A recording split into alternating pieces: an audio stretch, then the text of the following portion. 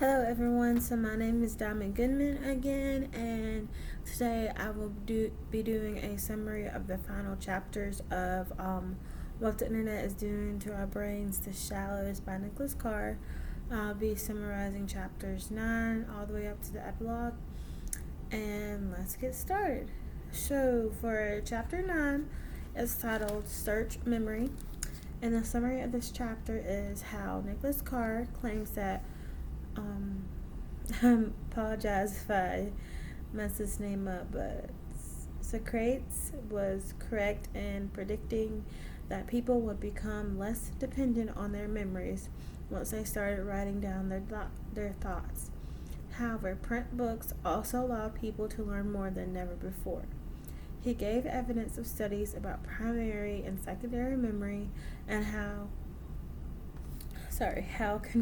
concussions and seizures could bring about the loss of memories.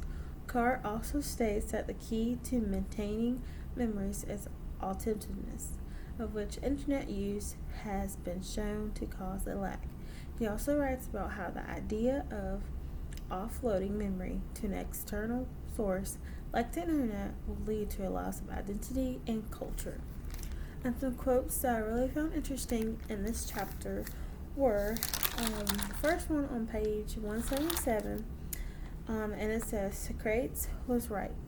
As people grew accustomed to writing down their thoughts and writing down their thoughts and reading the thoughts of others had written down, they became less dependent on the contents of their own memory. Moving on to page 180, he supports this chapter with a claim and quote from David Brooks. And David Brooks said, I had thought that the magic of the information age was that it allowed us to know more, but then I realized the magic of the information age is that it allows us to know less. It provides us with external cognitive servants, silicone memory systems, collaborative online filters, consumer preference, algorithms,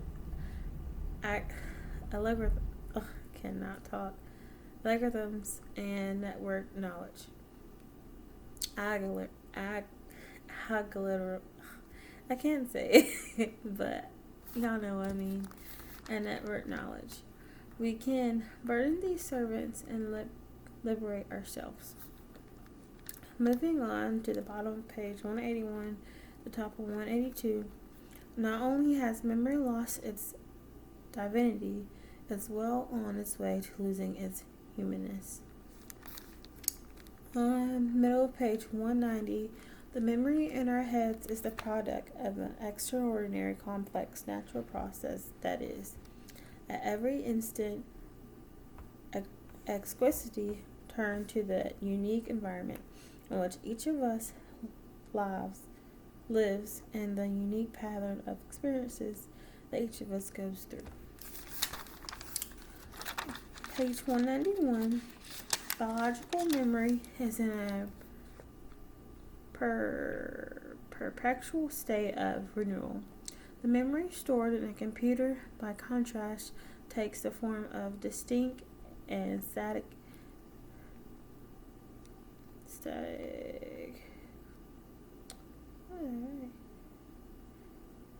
bits. You can move the bits from one storage drive to another as many times as you like, and they will always remain precisely as they were. On page 192, he gives off another quote perspective from Nelson Cowan. And he said, unlike a computer, normal human brain never reaches a point at which experiences can no longer be committed to memory. The brain cannot be full. On page 195, Carr says, when we outsource our memory to a machine, we also outsource a very important part of our intellect and even our identity. William James, in including his 1892 lecture on memory, said, the connecting is the thinking, to which could be added, the connecting is the self. And I found that quote very interesting. I thought it was my favorite one out of this chapter. Page 197. Culture is more than the aggregate of what Google desires as the world's information. It's more than what can be reduced to binary code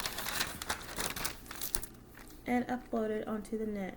To remain vital, culture must be renewed in the minds of the members of every generation. Outsourced memory in the culture within.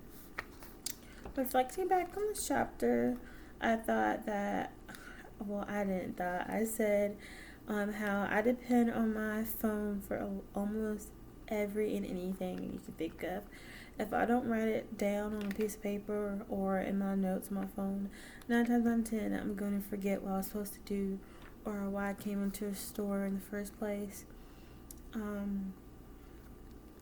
I feel that I've lost majority of my memory, which is bad to say because of my phone. Like with my profession, I want to be an educator. I'm going to have to remember my students' names. I have to remember what I was going to teach today. I have to remember what I taught yesterday or last week.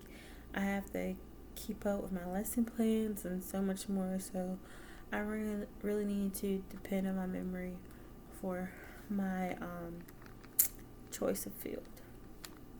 Moving on, after chapter 9, it was a discussion on the writing of this book. So it was like a little pause before the ending of the book. And the summary of this discussion was how Nicholas Carr talked about how he knows how hard it was to focus reading his book.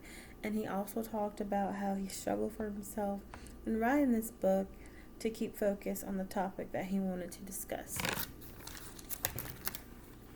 He also talks about the new technologies developing during the time he wrote this book. It was like 2007, 2008, 2009, around that time. And during that time, built-in Wi-Fi connections were being developed, as well as YouTube, Pandora, Netflix, and Hulu. Quotes from the discussion that really stood out to me was the first one was on page 198, and it says the very existence of this book would seem to contradict its thesis. And I was like, wow, that is pretty deep. Page 199. The question really isn't whether people can still read or write the occasional book. And my last quote on page 200. I have to confess, it's cool, how even, I'm not sure if I could live without it. And reflecting back to the discussion, I really liked how raw and empathetic Nicholas Carr was during this discussion, and how he told his readers about his struggles, and that he too doesn't know if he could live without the new and developing technologies. And it takes a lot of guts to stand up against the topic you're discussing and saying how you also are human and you struggle with things yourself. Moving on to the last chapter of the book, chapter 10 is titled A Thing Like Me. And the summary of this chapter was how Nicholas Carr builds on the idea that computer technology is affecting our identities. He goes on to say that tools both extend possibilities and constrict technologies. He argues in this final chapter that every aspect of our lives that apprehends the new and developing technologies goes back to our humanity. He says internet usage is diminishing many aspects of our humanity. Carr ends the book with a quote from philosopher Martin Engl. I think that's how you pronounce his last name. Apologize if I said that wrong as well. Who observed in the 1950s that technology might captivate, bewitch, dazzle, and belude cognitive thinking. He warns his readers not to be a victim of the internet. And quotes from the final chapter. My first quote was kind of long, but it really stood out and is basically a summary of the whole book. But from the chapter, it was found on page 206, and it says, to understand the effects of a computer, you have to see the machine. In the context of mankind's past intellectual technologies, the long succession of tools, that, like the map and the clock, transformed nature and altered man's perception of reality. Such technologies become part of the very stuff out of which man builds his world.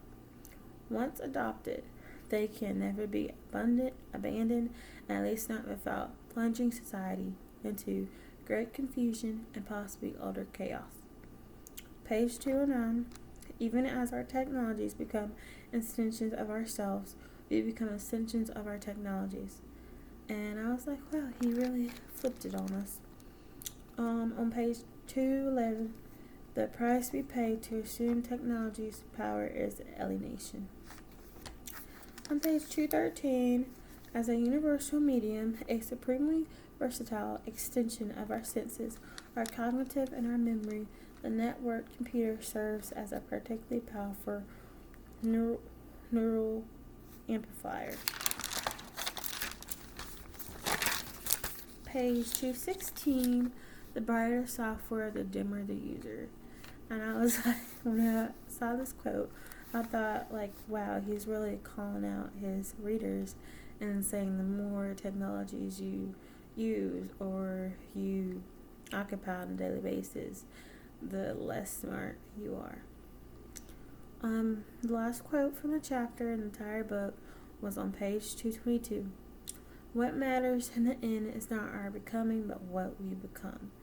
And I was like, that really stood out to me, and how, like, no matter in what field you chose to do, what matters is how much work you put into it, and it's not matter like what you do during, but the outcome you get but the outcome you get at the end, like all your hard work, sweat, and tears you put towards your education, like college career, your diploma at the end is going to be all worth it. Reflecting back to this chapter, I really agree with Nicholas Carr about how we find our identity within new and developing technologies. And I really agree that, especially to those who are on social media, they tend to try to find their identity more based on how many likes they get, how many comments they get, how many retweets they get, how many shares they get. It's just, nowadays, new millennials, we're so focused on social media and being accepted, because that's like the culture nowadays. He ended the book with an epilogue, and it was titled Human Elements. During the epilogue, Nicholas Carr talks about the outcome of, after writing this book, and how he came across different articles during the process of writing the book. And the articles were about technology and the effects it had on our brains. Quotes from the epilogue. The first one was on page 223, and it says, computers follow rules, they don't make judgments. And that's really true. Computers, you say what you want and the computer spits it out. Like if the computer spits it out wrong or makes an error, it's because you did it wrong. Computers can only do so much. We're really in control of the computer. And the last quote was on page 224, and it said, in the world of 2001, people have become so machine-like that the most human character turns out to be a machine. That's the essence of Kubrick's dark prophecy. As we come to rely on computers to mediate our understanding of the world, it is our own intelligence that flattens into artificial intelligence. I'm reflecting back on this epilogue, but reflecting back on the whole book, so to say, I really enjoyed the reading of this book, and I really learned a lot of new things, and I actually changed my mindset about technologies after reading this book. This book also reminded me about many different articles we also write in this course, back to how smartphones are hijacking our brains, and reading War and Peace on my iPhone. All three of these writings, I would say all, of course, have technology in common, but it's really saying how we have in control about how much technology we let into our life, and that if we let technology control ourselves, we basically lose our humanity, and we can't stay so focused on the world. We have to come back to our senses and know how to actually function. Like when it comes to reading, just because they have a new way of reading, like ebooks or Kindles, so to say, or you can rent a book through Amazon and you can have the Amazon app on your phone or any digital platform.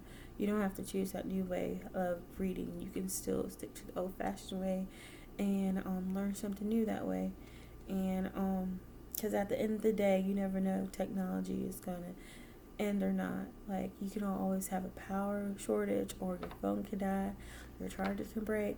But if you have that hard copy book, you can still be able to read and still do your work, and you can analyze and you can write and you can highlight in your book, and you can only do so much on your smartphone. So I really learned a lot from this course from my English 102 professor, and technology, man. We gotta learn how to not let technology control our lives and take control of technology.